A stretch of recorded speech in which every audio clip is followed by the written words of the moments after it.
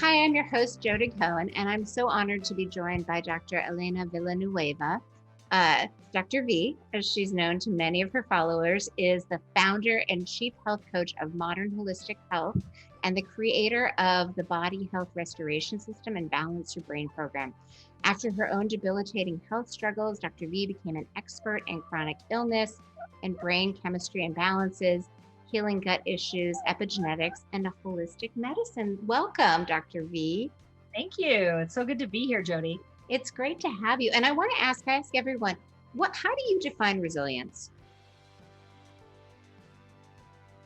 Resilience is just it's optimal performance. It's your body being able to recalibrate and express itself the way that it was designed to.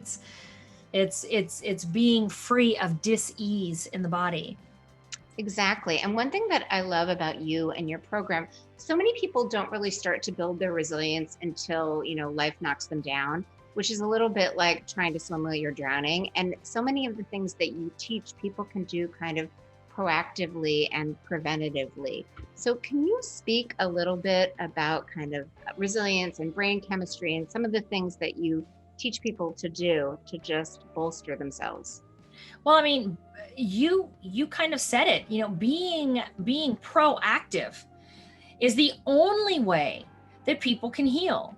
Yes. Our current medical model that is broken, and I think people around the world can see that, our current medical model, and for those of you who are looking, who are watching today, like watch what I'm doing. This is our current medical model. For those of you who are just listening, I've got one hand above the other. There's not equality. There's lack of equality. The doctor is up here, the patient is down here. The doctor knows all and is empowered and says and teaches you that all healing comes from the outside. So the patient is disempowered. They really don't know anything about their body or how it works. And they believe that all healing comes from something outside, i.e. like drugs or surgery. This model is broken, it's corrupted, and this model is what has led the United States in leading the rest of the world in being the sickest modernized nation in the world. Every other country around the world follows our lead, so we're all sicker than we've ever been. This model doesn't work. Our goal is to teach people a new model, which is like this. And for those of you who are just listening and not watching, I'm bringing my hands where they're equal. The doctor empowers the patient, or the coach or the health practitioner empowers their client. We're just further down the road than you. We are not better. We don't know more. And we're not going to teach you that healing comes from without. We're going to teach you and help you understand and become aware that healing comes from within. We're further down the road from you. So we're just guiding you and we're teaching you that you're not broken. There are answers and solutions. Your body can recalibrate and it can heal and it wants to.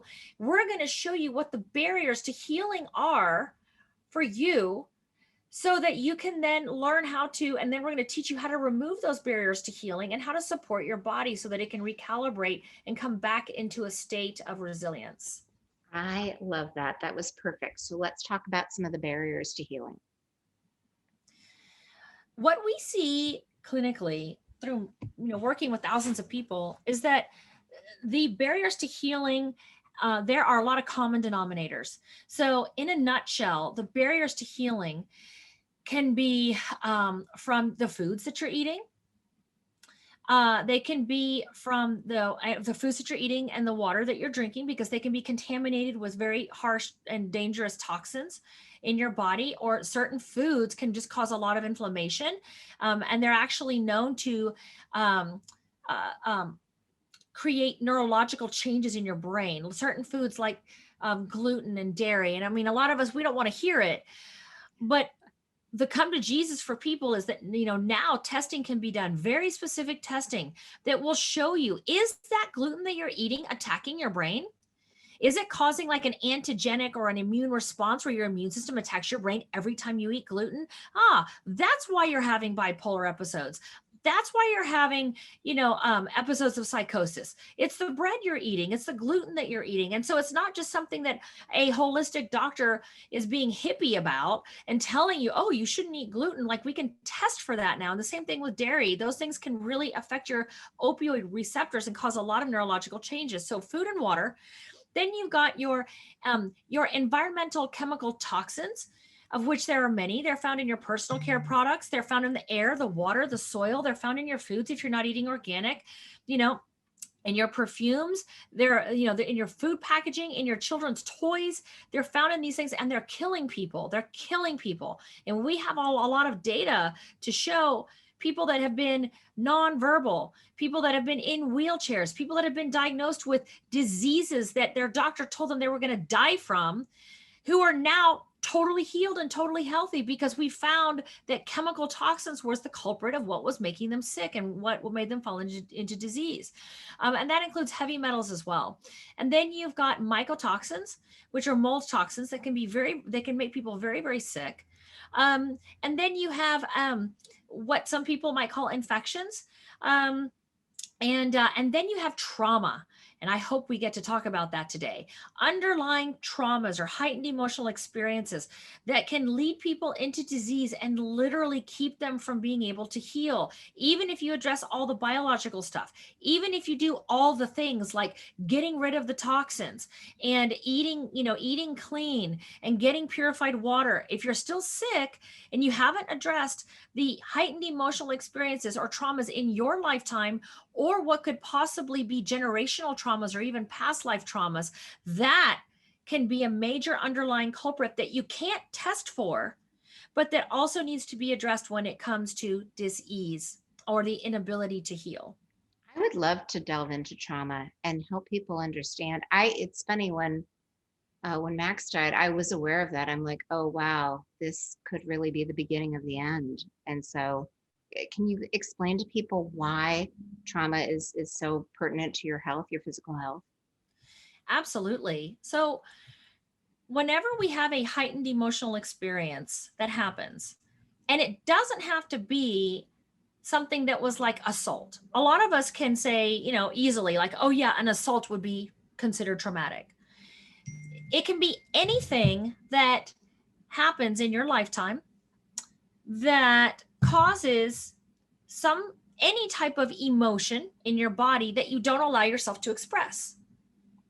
Most of the time, we will express the emotions that we call good emotions, like happiness, joy, giddiness, gratitude. We are taught that it's okay to express those, but it's not okay to express rage, anger, shame, fear. All of those, we call those negative emotions, and we're taught to suppress those emotions. So if we have some sort of experience in our lifetime that's even something that some people might call something small, like somebody in third grade pulls on your pigtails and calls you fat, Yeah. that's not an assault, but that can be traumatic, because what kind of emotion comes up when someone invades your space, pulls on your hair, tells you you're fat, or that you're ugly, or that you're dumb, which that happens to kids all the time. How did that make you feel? Can you remember a time when that happened to you? How did it make you feel? For example, I remember my first grade teacher telling me that I wasn't doing a good enough job making my figure eights when I was learning how to write my numbers.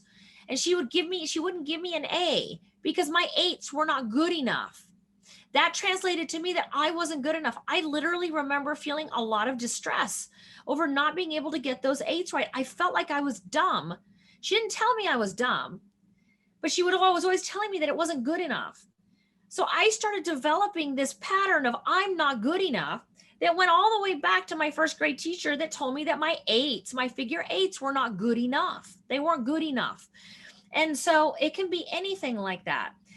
So what happens is you get an emotion and even a visceral reaction, like, for example, that time, I'll use me as the example. I remember not feeling good. I felt a little bit depressed. I felt like I let her down. And then I felt like my dad wasn't going to be proud of me. And then I was mad at myself and I would get so angry. I would get teary eyed. I would write those eights over and over and over with tears and frustration, trying to make those eights right, and what was happening during that time was I was experiencing emotion, did not know how to move through the emotion to allow it to flow through me. And every time I would sit down to write those eights, I re-experienced that same emotion and that same trauma over and over again. And I was building new neurology in my brain. I was building new pathways that I wasn't good enough and that my eights weren't good enough and something was wrong with my writing. And I wrote with my left hand. So something must be wrong with me because everybody else was doing okay in my class. I was creating a story. And in that process of creating a new story, I literally changed my neurology and changed my perception of how I viewed myself and the world around me, which then caused a shift, a quantum shift in my reality that carried on for years, well into my early 40s. I turned 50 this week. Oh, congratulations. So it's like, if you could look at a timeline, how many years did I have to go through? All the way till my early 40s until I realized, oh my gosh, this pattern of me not feeling like I was good enough started in first grade. Mm-hmm. I changed my neurology. And so this is where trauma work is so important to do. And we're known around the world for how we collect data and look at the data, and data doesn't lie. And data doesn't lie for most of the time. Data doesn't lie. It doesn't include all the variables. But it doesn't include all those variables. And so you have to look at trauma or heightened emotional experiences, and also, maybe an individual doesn't have a lot of those types of experiences in their lifetime, which is hard. It's hard to believe that a person wouldn't, because when you live the human experience, it's a part of life to go through these. And it's a big realization for people to understand that all emotions are good. It's a part of the human experience. It's okay to express emotions of shame, anger, fear, disappointment, loss, betrayal. Oh, they're all simply emotions. And if we can learn a new level of emotional intelligence and learn how to move through those emotions, we're not going to have the health problems that we have now. No, exactly. I mean, for me, it was, I wanted to play flute. So in fourth grade, I tried out and they told me I was tone deaf. So I didn't sing for decades. Yep. It changed your perception. You started to create a belief around your ability to be able to sing because somebody else told you that you were tone deaf. So that rewired your neurology and made you think that not only were you tone deaf, that because of that, you couldn't sing or play an instrument. And as you grew up, and maybe, as you started learning how, people who are musically talented also have the same neurology to be mathematically talented, maybe you started creating a belief around yourself. Maybe, oh, I'm not good at math. This could be why, blah, blah, blah, blah, blah. Like it just. No, I was really good at math, actually. Were you? Yeah, that was shockingly good. But what's interesting, it wasn't until I think I had kids and someone said, "You're not tone deaf." I was like, wait, what? Yeah. It's like I thought I was allergic to bees my whole life until I got stung in Central Park. And realized someone said, I finally flagged down a cop and they said, if you were allergic, you'd be dead by now. Yeah. Like, I guess I'm not allergic. Interesting, right? So it's like, the point is that usually the story will grow over time. Yes. So it would be, which, this would be fun to do outside of this call, but to go back to that time when you were told you were tone deaf and really go back and remember all the subsequent parts of your life after that and how that story grew. And with it, your neurology grew and your perception changed. For me, it manifests I love theater. I love musicals. I never performed because I assumed I was tone deaf and I might have to sing. So I held back. Yes. Yeah. So trauma can really create a lot of problems. And when we don't learn how to express our emotion, and when we grow up with the false construct that some emotions are not good, so what do? We manage them, we hold them in. Those emotions can show up as dis-ease in the body, leading to disease. and all these different conditions. Sometimes it will start out as like I just got off a call with someone who says, yeah, you know what, in the morning I'll get these twitching in my legs. I get this twitching and I think it's like a restless leg, and I'm not really sure what that's about. And I feel like I have to move around. And she said, the other thing that happens to me is that I have these OCD tendencies. And I'm like, well, how is that? How is your OCD showing up? You know, and she started talking about how her OCD was showing up as consciously having to think about her breathing when she's stressed out, and like moving things around in the kitchen when she feels stressed. She starts organizing and she does it feeling very agitated, like moving stuff around, moving around the house. And so I started talking to her about how when these emotions are trying to come up, because they're still there, they're just knocking at the door saying, hello, please let us out. We need to come out. And you don't allow it to, it starts to show up as like a twitch in your body, twitch in your leg, or you start getting these OCD tendencies that you're doing this and doing that. It's like you're self-medicating because you're not allowing the emotion to come up. And the longer you go holding that in, it may start out showing up as, you know, that you've got to rearrange things, and it shows up as agitation and it shows up as leg twitching. But it may end up later showing up as, you know, pancreatic failure or liver failure or heart disease or Alzheimer's, right? Because it's literally affecting the biochemistry in your body, and it's changing your genetic expression, and your genes are responsible for driving a lot of your biology in your body. And so that's why you ended up with disease. But if you stay in the current Western medicine model, they're never going to look for the underlying causes of what made you sick. They're going to continue to just manage the symptoms with, you know, pharmaceuticals. And short term, that can be a lifesaver. Long term, that's just going to, you know, it's just going to allow you to continue on with your disease until you die from your disease state. Yeah, and I know you have a whole program about this, but can you just walk people through how you unpack this trauma, how you help people become aware of it, how you help people move through it? That's a really great question. There are a lot of really amazing modalities that you can use now. You know, you have like EMDR therapy, and you got all these different types of things that you can do. I did EMDR. Do you want to explain what that is and why that works? Well, I want to talk about something different. Okay. Because MDR therapy, you know, I like that can be really, you know, that can be helpful. But the thing about that is that you're not necessarily consciously aware of your patterns. You don't become consciously aware of the patterns that caused you to get there, and nor do you get the consciously the learnings from it so that you can heal from it. Yeah, it's eye tracking, and it basically just kind of calms the emotional state. Exactly. So it's more of a managing a symptom, really. Oh, interesting. So what we do is we don't manage the symptoms. We get to the root cause, and we get your body to both consciously and unconsciously unpack it, get the learnings from it, and release the emotion out of your body. And that's super empowering when you learn how to do that. And we use different modalities that are based in neurolinguistics programming, NLP work. And so we can use different types of modalities like some people call it quantum time therapy. There are different names for it, but where we can actually get your conscious and unconscious mind synced up together, and you go back into your timeline, even as far back as previous lives or pre-birth, and you can find the root causes of these traumas, of these heightened emotional experiences, or the root causes of these diseases that are rooted in some sort of heightened emotional experience. And you drop down into the event, and you see it, and you allow yourself to feel the emotion, and then you back out of the event so that the event is at a distance.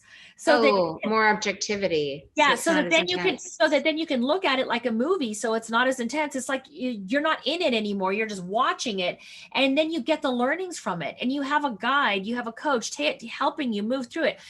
What are the learnings from this, and how does that make you feel?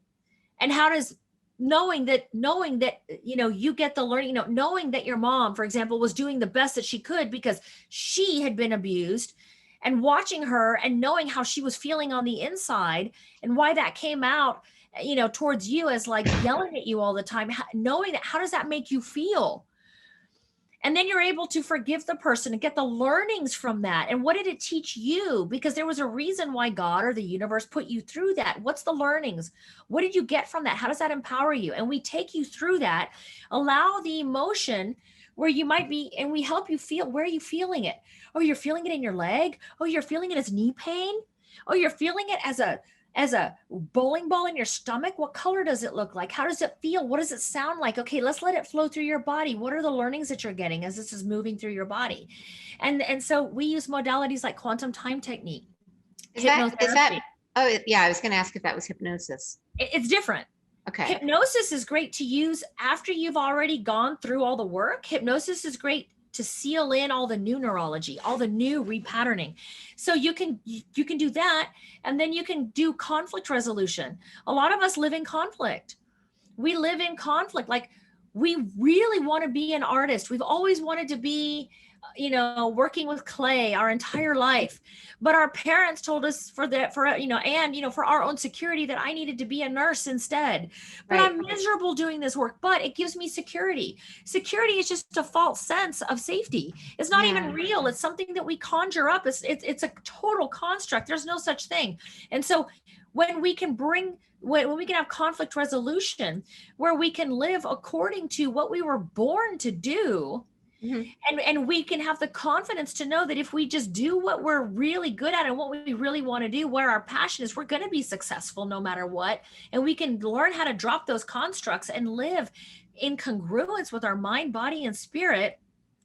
That helps a lot too. So you break down the trauma, then you get congruent with mind, body, spirit, then you seal it in with you seal in all that new neurology, with hypnotherapy. Before you seal it in, before you seal in the new neurology with the hypnotherapy, you can even do things like anchor repatterning. So you may have like, for example, people might have an addiction to cigarettes, and so you can collapse that anchor. Like, how do you feel every time that you light up? Oh my God, just the thought of the cigarette makes me I feel really good. It calms me down. And then when I light it up and I smell the first burn of the cigarette, I kind of get this high even before I smoke it. And then as I smoke it, I kind of get this head rush. And then I kind of sink into my chair and I can feel my body relaxing. That's an anchor. That's what makes them have that addiction, quote unquote. You can collapse the anchor in 5 minutes. You can collapse the anchor and build a new anchor on top of it, so that every time they think of the cigarette, they want to throw up and they can't stand it anymore. And instead they go for the electrolyte water, because the electrolyte water makes them feel the same way that the cigarette used to make them feel.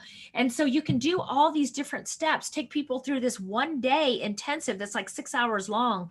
And you go through all these steps, and then you do the final seal in of the new neurology with the hypnotherapy, and you literally see people, their biology changes. And one of the things that we're doing right now is we are doing pre and post lab work, just doing this trauma work, so that we can watch how the neurology and how the biology changes after the trauma work, not even taking the toxins out, not even working on the gut, not even doing any of that. You're changing the brain chemistry. So you're changing the signals, and that changes the biology. We're literally repatterning all the neurology within 6 hours.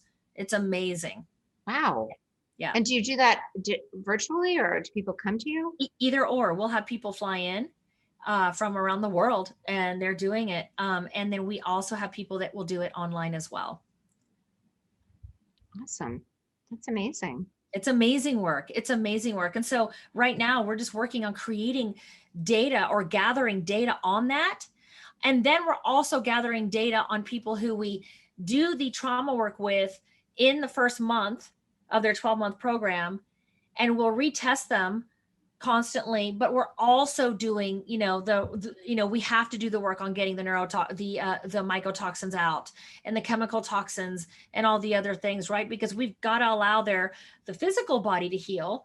All that trauma work works on that subconscious level and brings the subconscious in congruence with the conscious mind. And that right there can start making a lot of changes. We still need to get out the glyphosate levels. We still need to get out all the mold toxins. We still need to get out all the other chemical toxins out of the body. So we'll work on that at the same time. So we're collecting a lot of different data points on people right now to show how this stuff works. That's really amazing. One of the things that you wrote down that I wanted to ask you is brain chemistry imbalance and how that throws off resilience. If we can talk a little bit about, like, trauma obviously plays into it, toxins play into it, but just to help people understand what can be going on with their brain chemistry and how can that.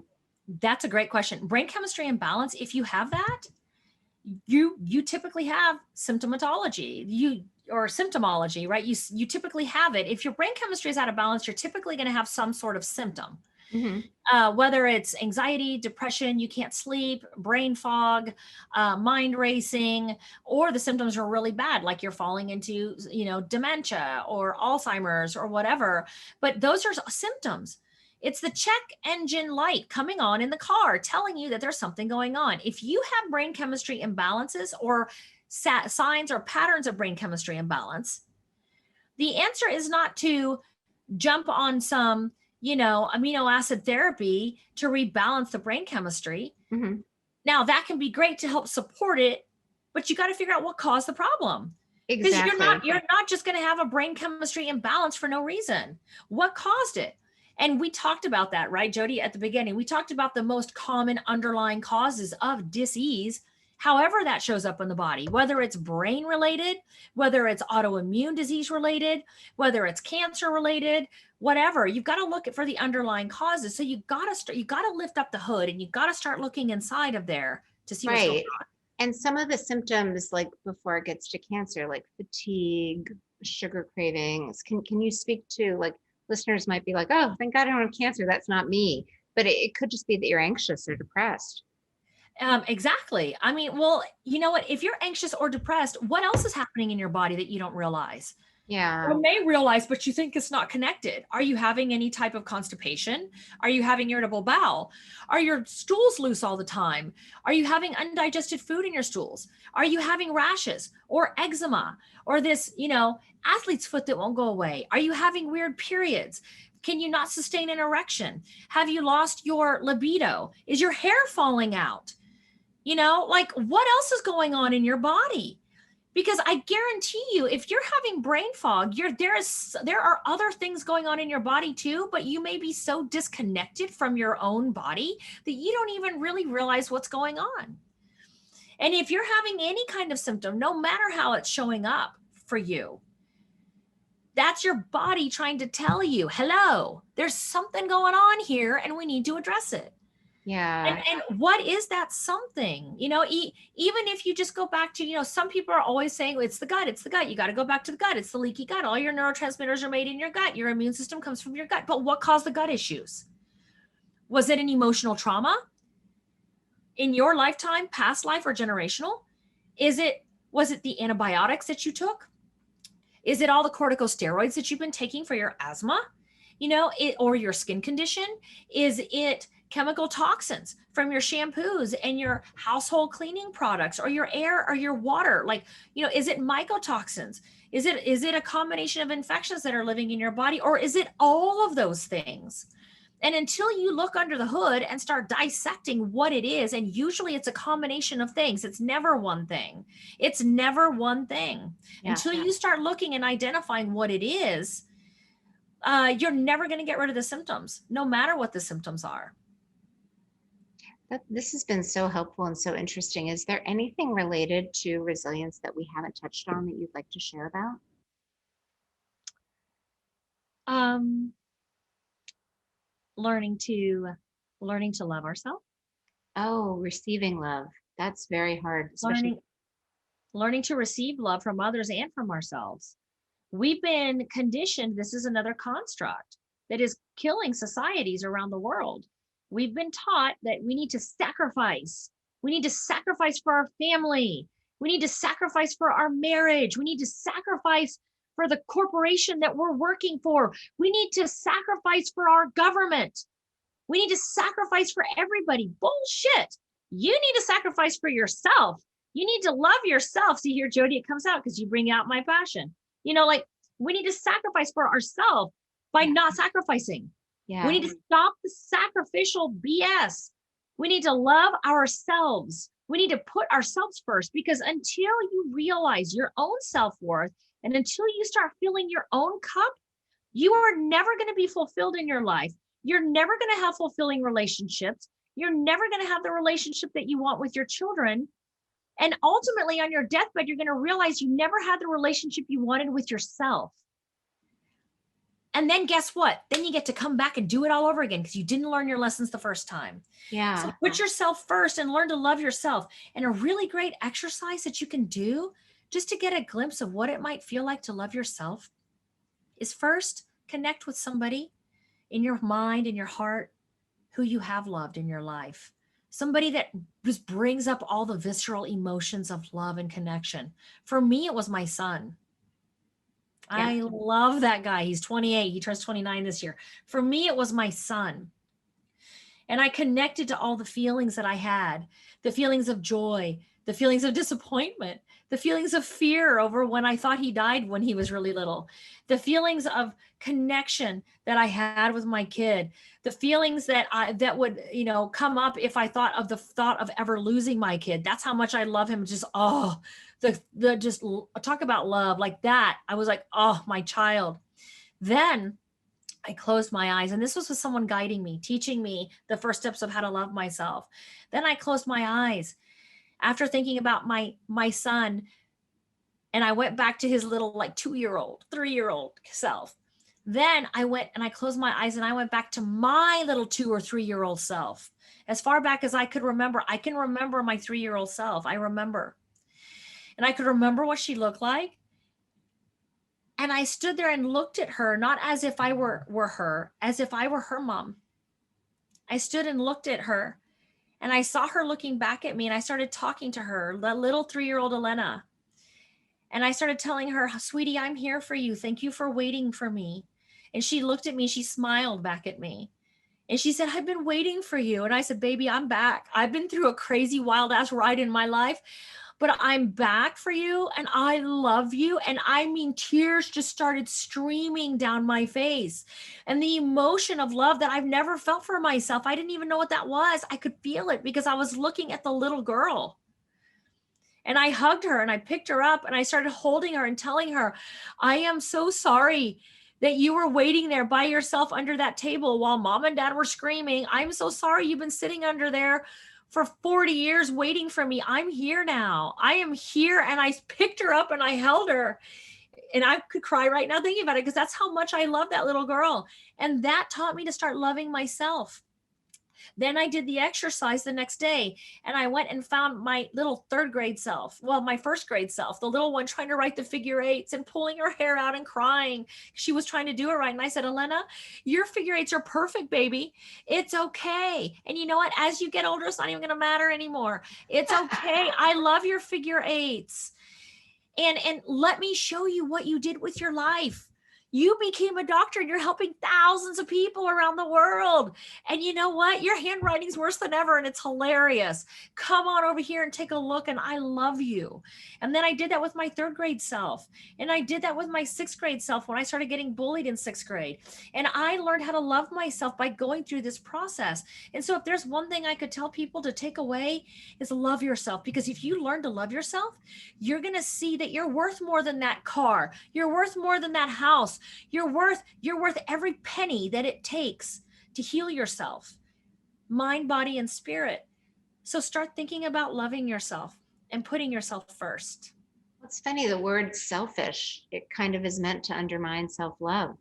Like, it's a construct. It's, you know what? The easiest way to control people is through shame. So we teach people to shame. We are in a society where we shame each other. You're selfish if you put yourself first. You should be putting your family first. You should be putting your child first. No, put yourself first. Put yourself first. That's a construct and it's a lie. those And it's acts damaging. of self-care. Yeah. Yeah. No, I used to hire a babysitter when my kids were little so I could go to yoga because that helped my resilience. If I could kind of calm my nervous system, I could be a better mom throughout the day. A lot of people criticize me as selfish for doing that. Yeah. Yeah. And look at you now. You're an amazing mom. You and I have had many conversations together, and you have a beautiful life, and you're able to be not in conflict with yourself. And when you are, you're aware of that. And Yeah. you know that if you fill your cup first, and then when your cup overfloweth, that's when you have enough to give and really make an impact on the world. You know what I started doing? I started with 5 minutes, then I worked up to 10, then 15. Now I schedule 20 minutes of just me time. And it could be reading a book, it could be taking a walk, it could be, I like to, I think in the shower, just taking a shower, just like giving myself space. And it's amazing. I really would encourage everyone who's listening to do that. So if people want to continue the journey with you, can you tell them where to find you and how you work with people? Yeah, absolutely. You can find us at modernholistichealth.com. Modernholistichealth.com. We're virtual. So we're based out of Austin, Texas. We work with people all around the world. It doesn't matter where you are. You can get help as long as you got internet or a phone. We can work with you. So go to modernholistichealth.com if you want to get a better understanding of the work we do. We're actually in the process of revamping our entire website to talk more about the trauma side of it. But we have a very all-encompassing approach as into the work we do. We work with mind, body, spirit, where we are leading the world in the change of the medical model, and really starting to incorporate science with spirituality, and teaching people how to address the whole person, mind, body, and spirit. Thank you. It's always a pleasure and an honor to connect with you. This was great. Thank you. Thank you, Jody. It's so good to talk to you again. Thank you.